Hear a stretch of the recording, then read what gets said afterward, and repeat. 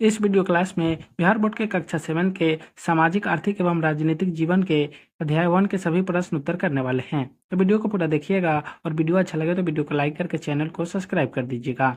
और इस क्लास का पीडीएफ आपको टेलीग्राम पर मिल जाएगा, जिसका लिंक डिस्क्रिप्शन बॉक्स में है। तो चलिए वीडियो को शुरू करते हैं। अध्याय 1 है लोकतंत्र में समानता, जिसका पहला प्रश्न है वोट देने का अधिकार किसे कहते हैं। इसका उत्तर होगा देश का हर वह नागरिक जिसकी उम्र 18 वर्ष या उससे अधिक हो वोट देने का अधिकारी होता है।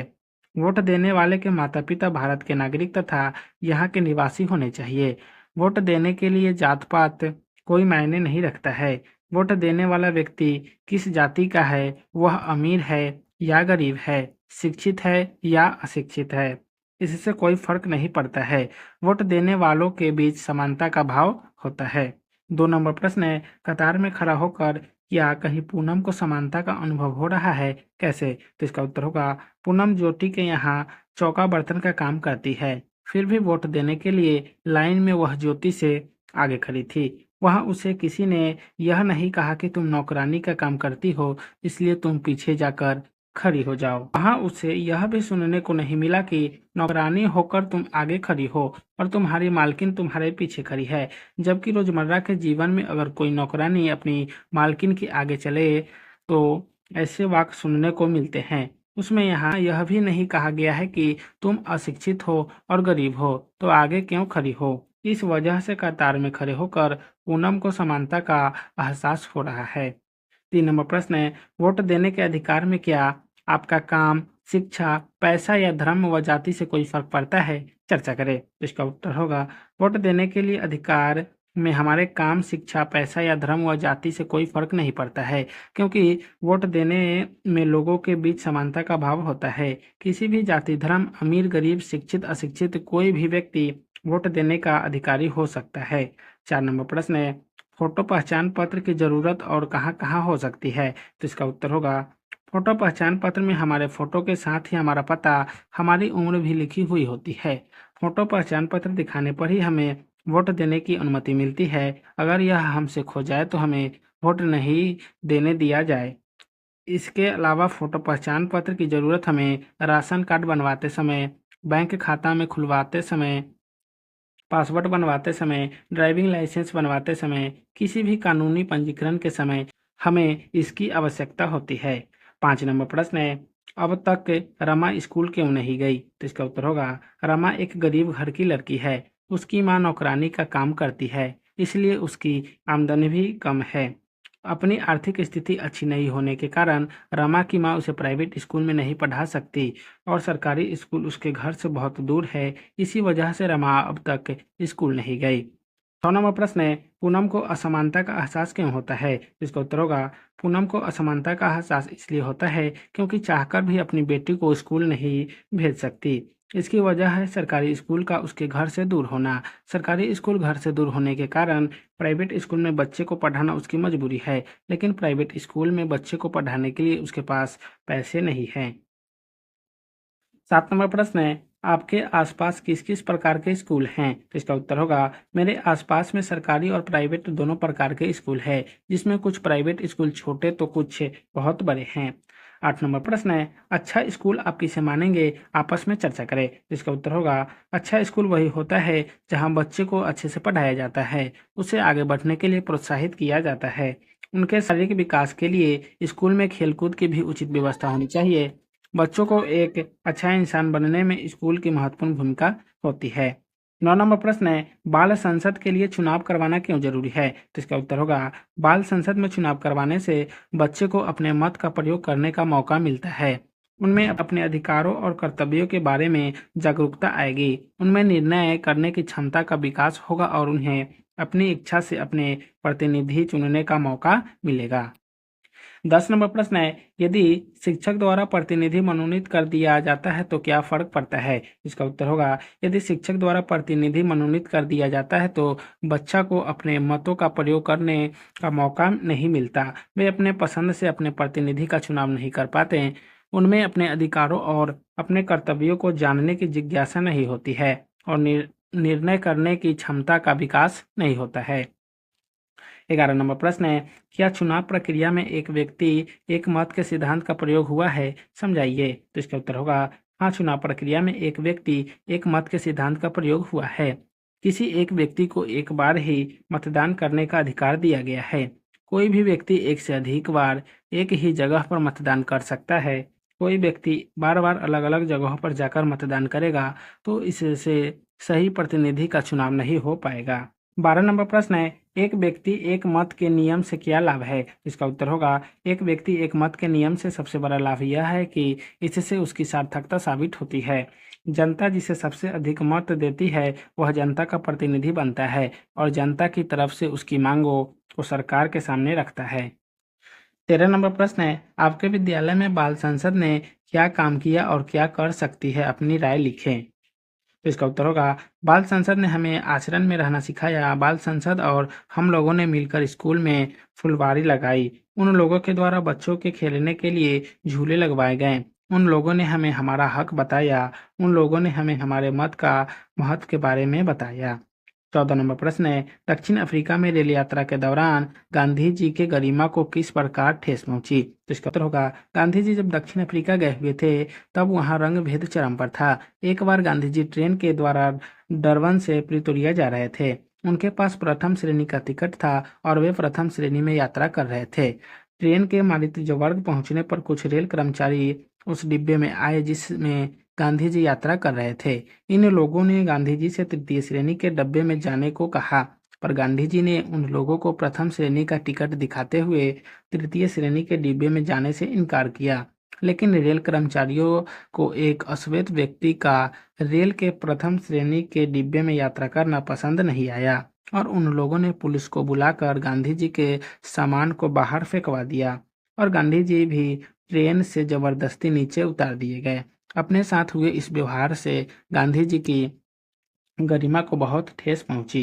15 नंबर प्रश्न है, आप बीती के लिए लेखक को अपने संबंधी के यहाँ किन किन बातों से ठेस पहुंची होगी चर्चा करें। तो इसका होगा आप बीती के लेखक साधारण परिवार से ताल्लुक रखते हैं। एक बार उन्हें अपने निकट के संबंधी के यहाँ एक विवाह समारोह में शामिल होने जाना था। उनके रिश्तेदार आर्थिक रूप से काफी संपन्न थे। उनके यहाँ विवाह समारोह में शामिल होने जितने भी लोग आए थे वे सभी समाज के धनी लोग थे।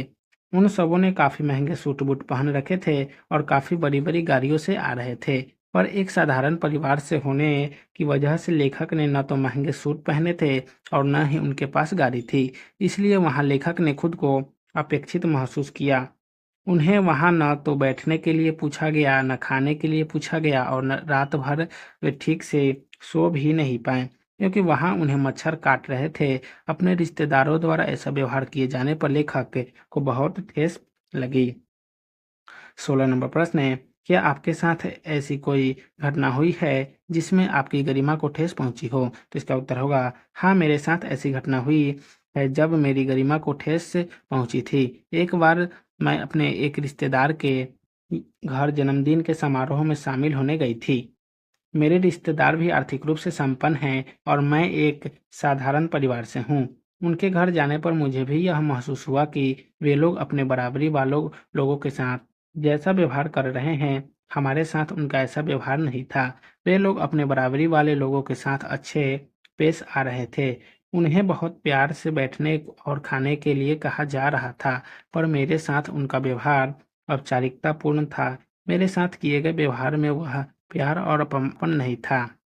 इससे मेरे गरिमा को भी ठेस पहुंची और मुझे बहुत बुरा भी लगा।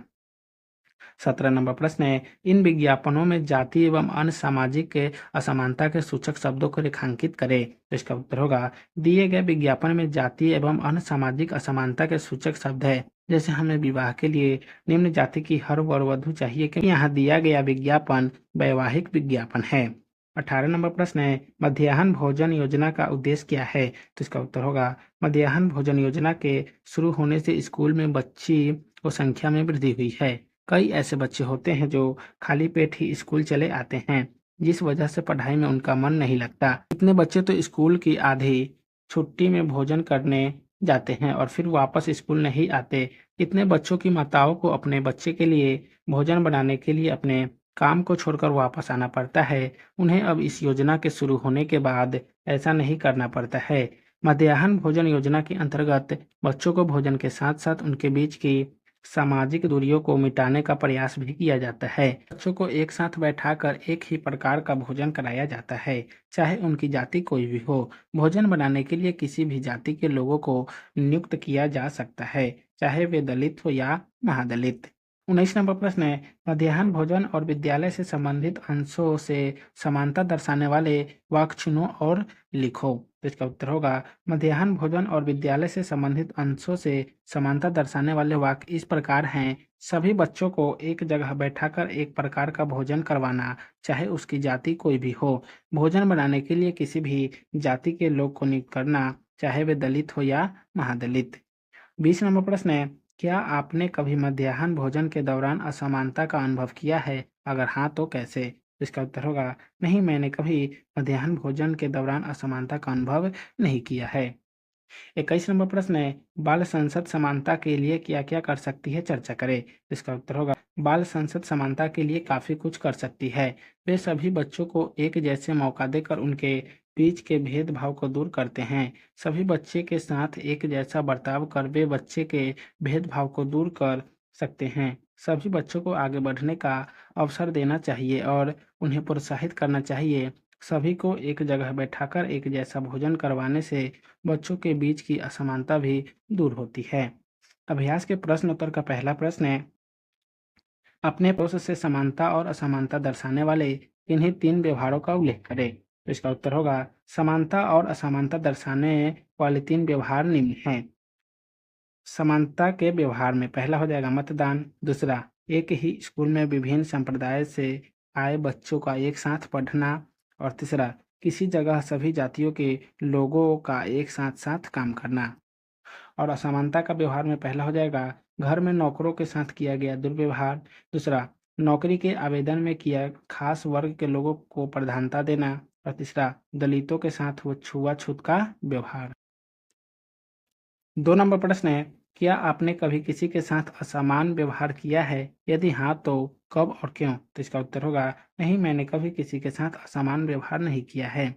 हम सभी बच्चे स्कूल में बैठकर एक साथ अपना लंच करते हैं, एक साथ खेलते हैं, एक साथ एक ही छत के नीचे बैठकर पढ़ाई करते हैं। पर उस वक्त हम यह नहीं सोचते कि हमारी जातियाँ अलग है, क्योंकि जात-पात भगवान द्वारा नहीं, हम इंसान के द्वारा बनाया गया है। और कोई भी इंसान अपने जाति से नहीं अपने कर्मों से बड़ा बनता है। नंबर प्रश्न है, क्या आपको किसी के व्यवहार से ठेस पहुंची है? तो इसका उत्तर होगा, हाँ, मैं एक बार अपने एक रिश्तेदार के घर किसी समारोह में शामिल होने गई थी। वे लोग आर्थिक रूप से काफी संपन्न थे और हमारा परिवार एक साधारण परिवार है। उनके घर जाने पर मुझे ऐसा महसूस हुआ कि उनका व्यवहार हमारे लिए वैसा नहीं था जैसा अन्य लोगों के साथ था। लोग हमारे साथ एक औपचारिकतापूर्ण व्यवहार निभा रहे थे। हमारे लिए उनके व्यवहार में अपनापन नहीं था। उनके इस व्यवहार से मुझे बहुत ठेस पहुंची। 4 नंबर प्रश्न है, यदि आप रोजा पार्क्स की जगह दक्षिण अफ्रीका में रहते तो क्या करते? इसका उत्तर होगा, अगर मैं रोजा पार्क्स की जगह जगती तो वही करती जो पार्क्स ने किया था, क्योंकि श्वेत और अश्वेत लोगों में फर्क करना गलत है। कोई इंसान काला और गोरा खुद से नहीं बनता, यह भगवान का दिया हुआ रंग रूप होता है। फिर इस रंग रूप के लेकर इंसानों के बीच भेदभाव क्यों होता है? मैं भी रोजा पार्क्स की तरह अपनी जगह उस श्वेत व्यक्ति को नहीं देती, क्योंकि जिस तरह से वह व्यक्ति काम करके थका था, उसी तरह रोजा पास भी काम करके थकी हुई थी और फिर वह बस में चढ़ी भी पहले थी। 5 नंबर प्रश्न है, क्या कभी अपने पंक्ति में खड़े लोगों से बाद में आने के बावजूद आगे होने का प्रयास किया है? यदि हाँ तो क्यों? तो इसका उत्तर होगा, नहीं, मैंने बाद में आने के बावजूद पंक्ति में आगे खड़े होने की कोशिश नहीं की है, क्योंकि यह गलत होता है। जो लोग हमसे पहले से पंक्ति में खड़े हैं, उनका काम पहले होना चाहिए। लगता है किसी व्यक्ति के लिए कोई काम करना बहुत ज़रूरी हो, पर हमारे बीच में आ जाने से उनका काम देर से हो और उन्हें कुछ नुकसान हो जाए। 6 नंबर प्रश्न है, असमानता के कई रूप हैं, यह कैसे कह सकते हैं? तो इसका उत्तर होगा, असमानता के कई रूप होते हैं। समाज में हम इन्हें विभिन्न रूपों में देखते हैं, जैसे विवाह के संदर्भ में दिए गए विज्ञापनों में जाति प्रधानता का प्रमुख होना, किसी नौकरानी के आवेदन में किसी खास वर्ग के प्रधानता देना, अमीर घर के बच्चों के द्वारा गरीब बच्चों के साथ किया गया व्यवहार, दलितों के साथ किया गया छुआछूत का भेदभाव, उच्च जाति वाले निम्न जाति वालों के साथ किया गया व्यवहार, निम्न जाति वालों के लिए किया गया आरक्षण की मांग। तो आज के इस वीडियो क्लास को यहीं समाप्त करते हैं, फिर मिलेंगे नेक्स्ट वीडियो में। आप सभी को वीडियो देखने के लिए बहुत बहुत धन्यवाद।